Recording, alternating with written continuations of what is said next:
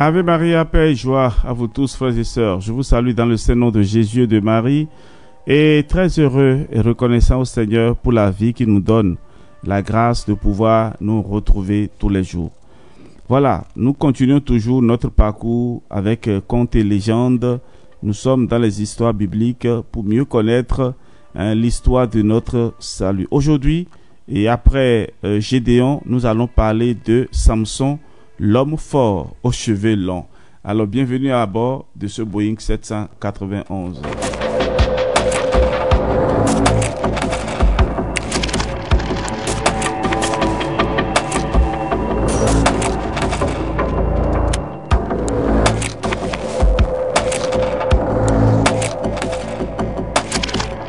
Alors, chers amis,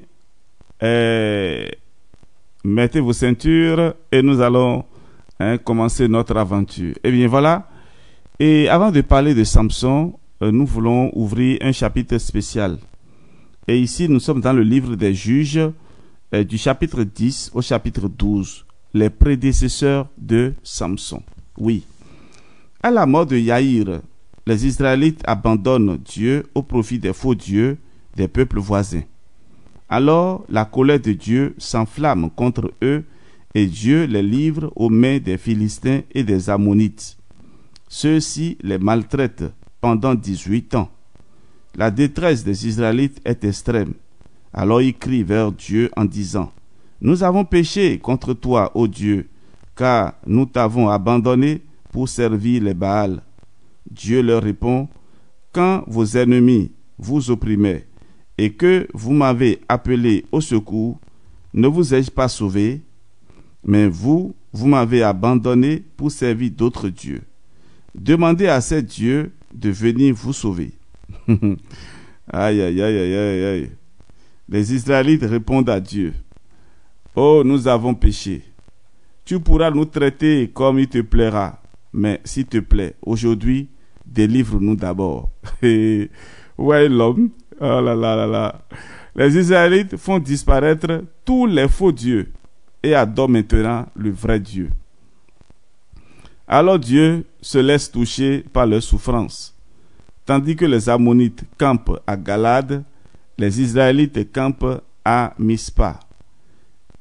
Et Jephthé de Galade est un vaillant guerrier.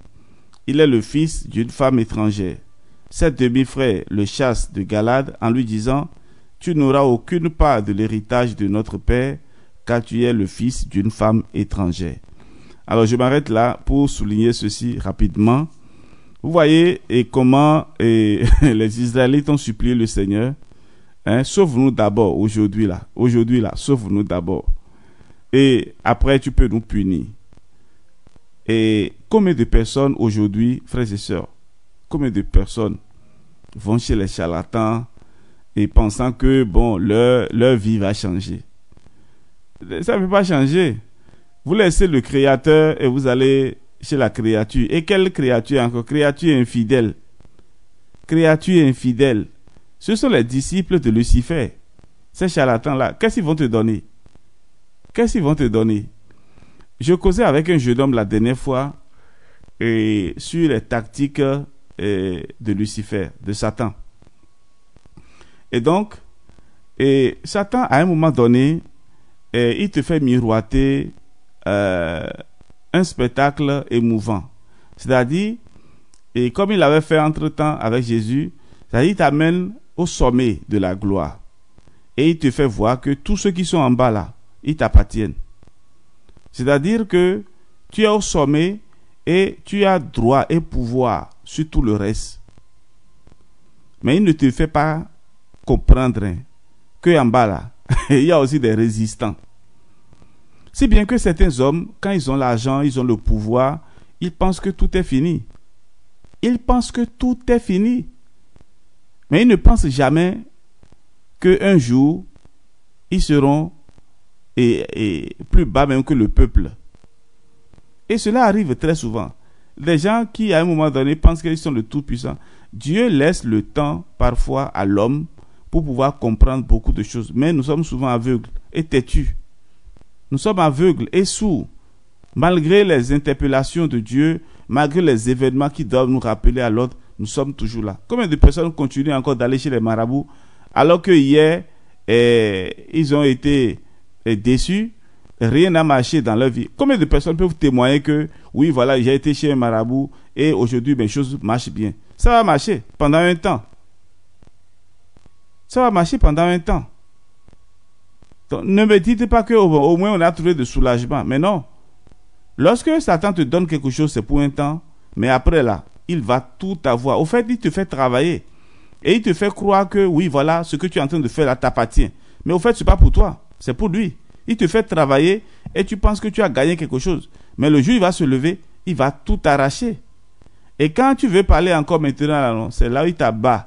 Et là, il finit avec toi en même temps. Parce qu'il n'aime pas la rébellion. Parce que lui-même d'abord, c'est un rebelle. C'est un rebelle de Dieu. Il n'aime pas la rébellion. Hein. Quand tu te lèves là, il t'abat en même temps. Alors mes amis, ne vous amusez pas avec votre vie et commencez à courir de gauche à droite. Vous voulez faire ceci, vous voulez faire ça.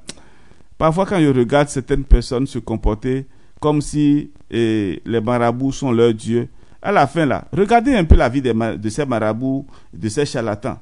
Ils ont combien de maisons à étage? Ils ont combien de voitures? Est-ce que leur vie a changé? C'est ceux qui vous font des révélations et vous disent que bon voilà, je vais changer ta vie, je vais changer ta destinée, tout ce qui est perdu, tu vas retrouver, et voilà. Regardez un peu leur vie. Leurs enfants sont à quel niveau dans la société? Leurs enfants font quoi concrètement? Eux-mêmes là, comment ils vivent? Regardez ça un peu, ouvrez vos yeux et regardez. Ce sont des gens qui profitent de vous. Alors qu'à l'église, on vous demande de faire une petite offrande, vous êtes incapable de le faire. Mais Dieu bénit ceux qui ouvrent la bouche et les mains. Dieu bénit ceux qui ouvrent vraiment les mains. Ceux qui lui font confiance, Dieu les bénit. À l'église, on parle d'offrande et on veut faire telle chose et vous commencez à critiquer les prêtres, vous commencez à murmurer et vous venez déposer 25 francs CFA ou bien 100 francs CFA et dans les quêtes. Hein? C'est ça que vous venez déposer dans les paniers. Mais lorsque le charlatan vous appelle, il dit, trouve-moi 15 000 francs. Et sinon ta situation sera au rouge, mais en même temps vous courez, vous donnez. Vous avez peur. Alors que celui-là ne peut même pas vous enrichir. Au contraire, il va vous sucer. Comme on suce l'orange et après on jette parce qu'il n'y a plus rien dedans. En tout cas, moi je vous parle ici de la parole de Dieu. Si vous accrochez à Dieu, vous serez sauvés. Alors, je continue la suite. C'était une parenthèse qui était grandement ouverte. Alors, je continue en vous disant que Jephthé s'enfuit loin de ses frères et s'installe dans le pays de Tob. Il se forme autour de lui une bande armée constituée de gens de conditions modestes. Dès que les Ammonites engagent le combat contre Israël, les anciens de Galad se rendent auprès de Jephthé pour lui demander de les aider à combattre les Ammonites. Mais Jephthé leur répond, « Pourquoi venez-vous me demander de l'aide maintenant alors que vous m'avez chassé ?» Et ils lui répondent, « Viens combattre les Ammonites avec nous et tu seras notre chef. » Jephthé, le nouveau commandant de l'armée d'Israël, envoie des messagers pour dire au roi des Ammonites, « Je n'ai commis aucun péché envers toi, mais toi, tu agis mal envers moi en me faisant la guerre. Que Dieu juge aujourd'hui entre les enfants d'Israël et le roi des Ammonites. » Mais celui-ci refuse d'écouter Jephthé. L'Esprit de Dieu descend sur Jephthé qui passe à l'attaque. C'est une très grande défaite pour les Ammonites qui sont humiliés devant les Israélites. Vous voyez comment Dieu agit. Jephthé juge Israël pendant 6 ans et après sa mort, il est remplacé par Ibsan de Bethléem qui juge Israël pendant 7 ans. Élon de Zabulon lui succède et règne pendant 10 ans. Abdon, fils de Hillel de Piréaton, succède à Élon et règne pendant 8 ans. Puis Abdon meurt et est enterré au pays d'Éphraïm. Alors, qu'est-ce que nous pouvons retenir Le peuple d'Israël vit de grands moments de souffrance parce qu'il ne cesse de désobéir à Dieu.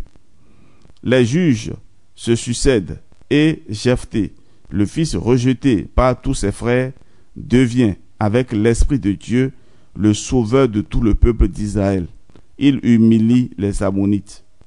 Frères et sœurs, la pierre qu'ont rejetée les bâtisseurs est devenue la pierre angulaire.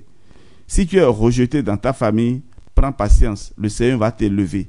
Regarde-les seulement et souris. Remets ta vie à Dieu et continue ta route. Alors une question, pourquoi est-ce qu'il ne faut jamais rejeter son frère, sa sœur ou ses camarades? Pourquoi est-ce qu'il ne faut jamais rejeter son frère, sa sœur ou ses camarades? Bienvenue aux questions et également à vous la réponse dans les commentaires. Alors frères et sœurs, nous arrêtons là et dans la prochaine édition, nous parlerons de la naissance de Samson.